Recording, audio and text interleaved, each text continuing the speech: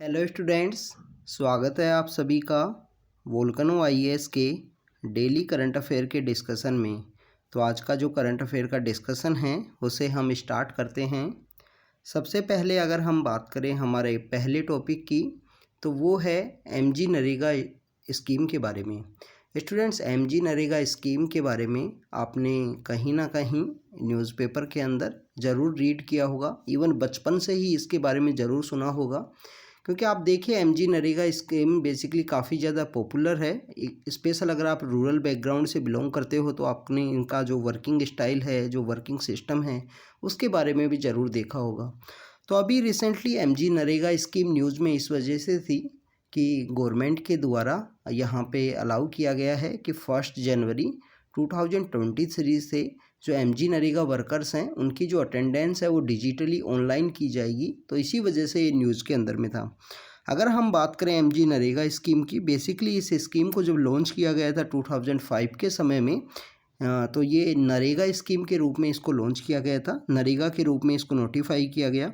पर 2009 के समय में जब यूपीए की गवर्नमेंट उस समय में हमारे कंट्री के अंदर थी, तो उस गवर्नमेंट के द्वारा इसको अमेंड किया गया और नरेगा स्कीम का जो नेम है एमजी नरेगा कर दिया गया। Basically Mahatma Gandhi national rural employment guarantee act है। तो इसके जो नाम से ही शो हो रहा है कि एम्प्लॉयमेंट से रिलेटेड है। अगर हम बात करें कि इसमें स्पेशल मैंडेट क्या है एमजी नरेगा स्कीम के बारे में, तो एमजी नरेगा स्कीम के थ्रू 100 डेज का आपको गारंटीड वेज एम्प्लॉयमेंट दिया जाता है किसी भी एक फाइनेंशियल ईयर में। अगर आप रूरल बैकग्राउंड से बिलोंग करते हो तो आपका बेसिकली जो एडल्ट मेंबर हैं आपके घर के, चाहे उनके पास कोई स्किल हो या ना हो, तो अनस्किल मैनुअल वर्क है जो 100 डेज का आपको गारंटी के रूप में दिया जाता है किसी भी फाइनेंशियल ईयर में। इसके अंदर आपको देखने को मिलेगा कि 1/3 जो वर्कर्स हैं वो महिलाएं आपको देखने को मिलेंगी, वो वुमेन जो हैं इससे एसोसिएटेड होती हैं। एमजी नरेगा स्कीम को जो नरेगा स्कीम किया गया तो गारंटी जो एक्ट है वो यहाँ पे बेसिकली एम्प्लॉयमेंट गारंटी एक्ट यहाँ पे एग्जिस्टेंस में आया।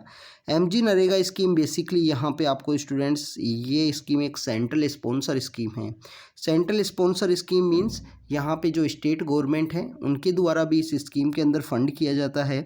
हमारी जो सेंट्रल गवर्नमेंट है उसके द्वारा भी फंड किया जाएगा। अब इसके अंदर आपने जो सेंट्रल स्पॉन्सर स्कीम है इनके बारे में काफ़ी बार देखा होगा कि कुछ नॉर्मल स्टेट्स हैं जहाँ पे 60 और 40 का रेशियो यहाँ पे अडॉप्ट किया जाता है। कुछ हमारे जो गाडगिल फार्मूला के थ्रू जो स्पेशल स्टेटस जिनको दिया गया है, जिसके अंदर बेसिकली हमारे हिली स्टेट्स हैं, नॉर्थ ईस्ट के स्टेट्स हैं, उनको यहाँ पे जो एम्प्लॉयमेंट का जो फंडिंग है वो 90-10 देखने को मिलता है कि सेंटर के द्वारा 90% पैसा खर्च किया जाएगा, 10% जो मनी है वो यहाँ पे स्टेट के द्वारा स्पेंड किया जाएगा। 60-40 नॉर्मल स्टेट्स में हमको देखने को मिलता है। यूनियन टेरिटरीज़ में आपको 100% देखने को मिलेगा।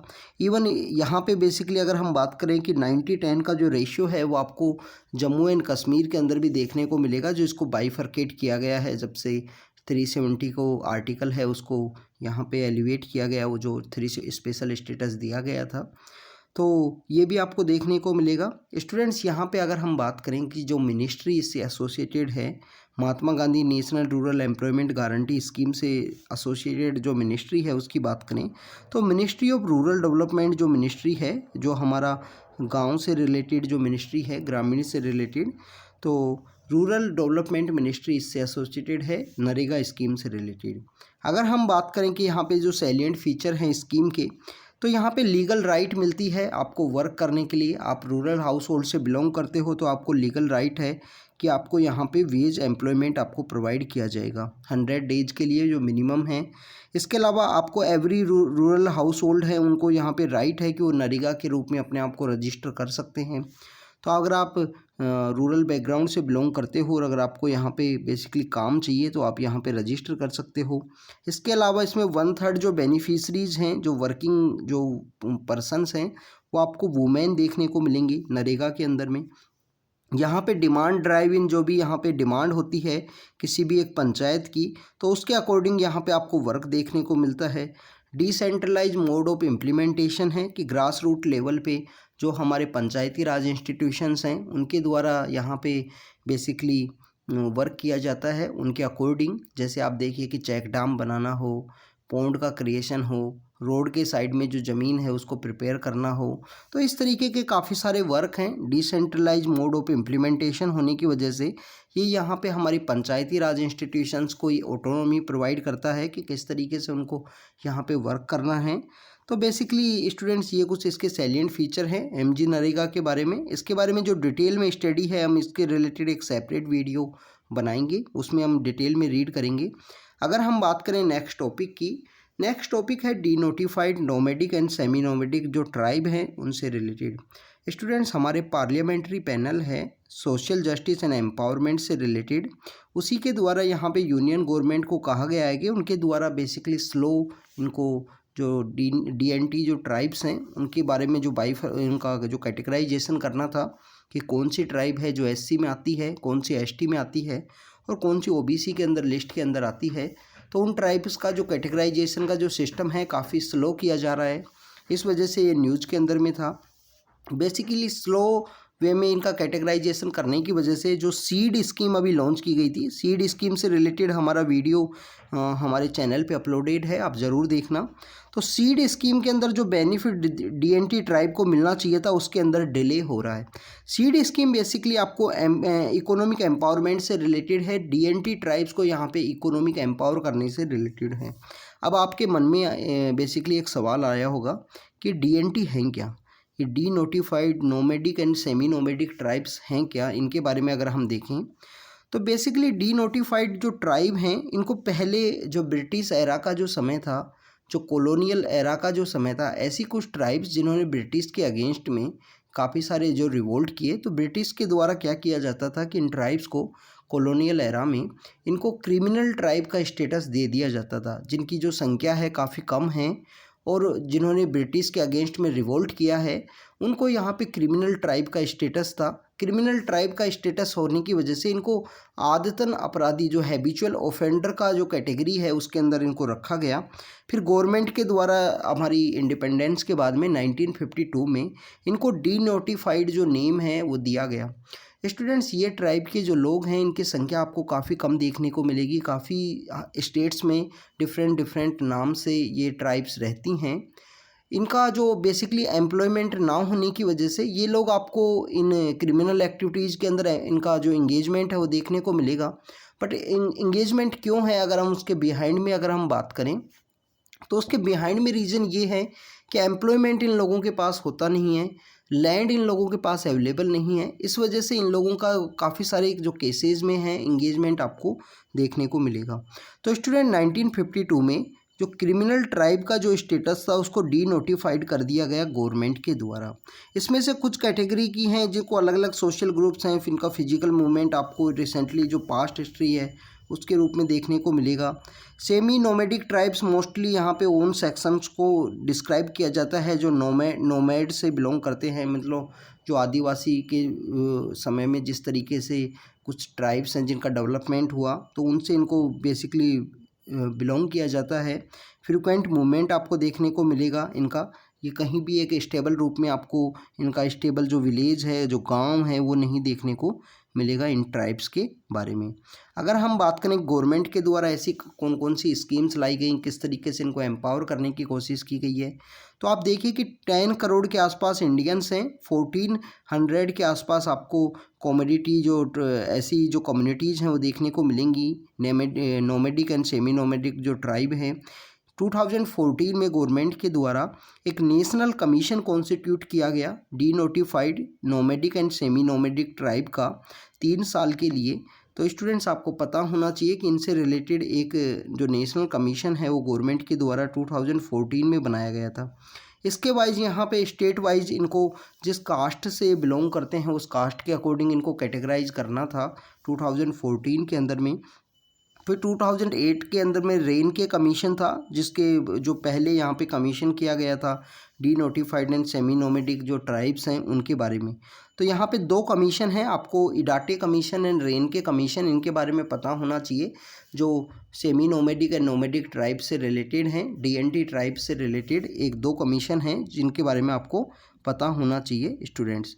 तो स्टूडेंट्स ये बेसिकली यहाँ पे हमने D notified nomadic and semi nomadic tribe के बारे में देखा है कि किस वजह से ये न्यूज़ के अंदर में हैं। काफ़ी सारी ऐसी ट्राइब्स हैं जिनको यहाँ पे कैटेगराइज करने की ज़रूरत है। इनको यहाँ पे बेसिकली गवर्नमेंट का जो बेनिफिट जो मिलना चाहिए वो मिलना ज़रूरी है। इसी वजह से काफ़ी सारा वर्क है जो काफ़ी क्विकली वे में होना चाहिए। स्टूडेंट्स, अगर हम बात करें नेक्स्ट टॉपिक की, तो नेक्स्ट टॉपिक है वीर बाल दिवस के बारे में। स्टूडेंट्स, वीर बाल दिवस को यस्टरडे सेलिब्रेट किया गया है, 26 दिसंबर को सेलिब्रेट किया गया। पहली बार इस वीर बाल दिवस को इस तरीके से सेलिब्रेट किया जाता है। इसको अगर हम बात करें कि जो सिख जो हिस्ट्री है उसके अकॉर्डिंग अगर हम देखें तो उसके अकॉर्डिंग इसको शहजादा शहादत दिवस के रूप में जाना जाता है। अभी इसका जो नेम है वीर बाल दिवस के रूप में सेलिब्रेट किया जाने लगा है। हमारे ऑनरेबल प्राइम मिनिस्टर इस इवेंट के अंदर उन्होंने पार्टिसिपेट किया। उन्होंने बताया कि कैसे जो गुरु गोविंद सिंह हैं, जो 10th गुरु हैं, गुरु गोविंद सिंह के जो सन हैं जोरावर सिंह एंड फतेह सिंह, इनके द्वारा किस तरीके से जो कम्युनल वायलेंस है उसके अगेंस्ट में उन्होंने अपनी आवाज़ उठाई, किस तरीके से उन्होंने स्पिरिचुअलिज्म को प्रमोट किया, तो उन सब के बारे में यहाँ पे बात की गई है। बेसिकली स्टूडेंट्स, जो उस समय में जो मुग़ल रूलर हुआ करते थे, मुग़ल रूलर्स एंड उनके जो एसोसिएटेड जो किंग्स थे hilly area means the Himachal Pradesh के जो उनके एसोसिएटेड जो उनके किंग थे, उनके द्वारा इन लोगों को शहादत दे दी जाती है। उसी वजह से ये मनाया जाता है वीर बाल दिवस। तो बेसिकली स्टूडेंट्स, यहाँ पे गुरु गोविंद सिंह के जो सन हैं, 4 सन होते हैं इनके, तो उन सन्स को यहाँ पे बेसिकली 2 को यहाँ पे जो दीवार के अंदर चुनवा दिया जाता है, दीवार के अंदर ईंट के साथ में इनको चुनवा दिया जाता है। जो औरंगजेब के गवर्नर होते हैं सरहिंद आपको एक बेसिकली एक प्लेस का नाम है, तो वहाँ के जो गवर्नर थे उनके द्वारा इनको दीवार के अंदर चुनवा दिया जाता है। उन्हीं की शहादत के रूप में वीर बाल दिवस को सेलिब्रेट किया जाने लगा है। वीर बाल दिवस बेसिकली यहाँ पे सेक्रीफाइस और पैट्रियोटिज्म को शो करता है। जो 4 साहिबजादा हैं एंड माता गुजरी देवी हैं, उनका जो बेसिकली जो उन्होंने जो पैट्रियोटिज्म को शो किया, जो सेक्रीफाइस उन्होंने जो त्याग और बलिदान दिया, उसी का एक सिंबल है। हमारी कंट्री का एक हेरिटेज है, कल्चरल हेरिटेज है ये। वीर बाल दिवस के रूप में इनको बेसिकली साहिबजादा जोरावर सिंह और साहिबजादा फतेह सिंह को बाबा जोरावर सिंह और बाबा फतेह सिंह के रूप में भी जाना जाता है। तो ये बेसिकली स्टूडेंट्स वीर बाल दिवस के बारे में था। जो गुरु गोविंद सिंह के सन हैं उनको बेसिकली ईंट के अंदर जो चिनवा दिया गया था, उनकी शहादत के रूप में जो सेलिब्रेट किया जाता है वीर बाल दिवस।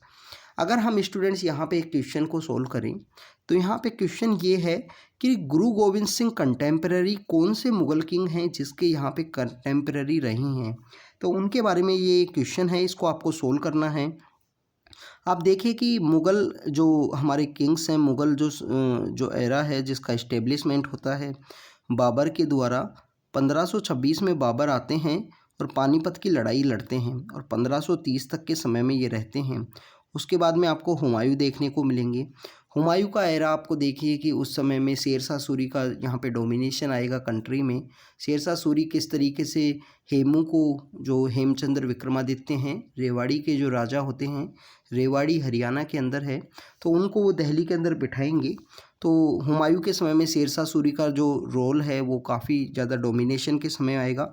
फिर उसके बाद में अकबर आएंगे।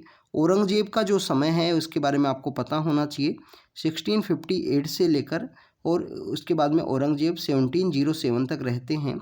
तो आपको यहाँ पे बताना है कि कौन सा ऐसा एरा है, कौन से ऐसे किंग हैं जिनके कंटेम्प्रेरी गुरु गोविंद सिंह थे। गुरु गोविंद सिंह की अगर हम बात करें तो 1666 में इनका जो जन्म है पटना साहिब बेसिकली बिहार के अंदर पटना है, वहाँ पे इनका जन्म होता है। जो 9th गुरु हैं गुरु तेग बहादुर और माता गुजरी के ये सन होते हैं। तो गुरु गोविंद सिंह के बारे में बेसिकली ये कोई और भी काफ़ी सारी इंपॉर्टेंट इन्फॉर्मेशन है, उनके बारे में हम जब सिख हिस्ट्री के बारे में रीड करेंगे कि सिखिज़म किस तरीके से प्रमोट होता है, कौन कौन से गुरुज का क्या क्या इंपॉर्टेंट कंट्रीब्यूशन है, उसके अंदर रीड करेंगे। तो आप यहाँ पे इसका आंसर बताना कमेंट सेक्शन के अंदर कि आंसर क्या है कि किसके कंटेम्प्रेरी हैं गुरु गोविंद सिंह। तो स्टूडेंट्स, ये आज का हमारा करंट अफेयर का डिस्कशन था। जो कुछ पेंडिंग करंट अफेयर के डिस्कशन हैं उनको भी हम जल्दी अपलोड करेंगे आपके लिए। Thank you students, thank you very much.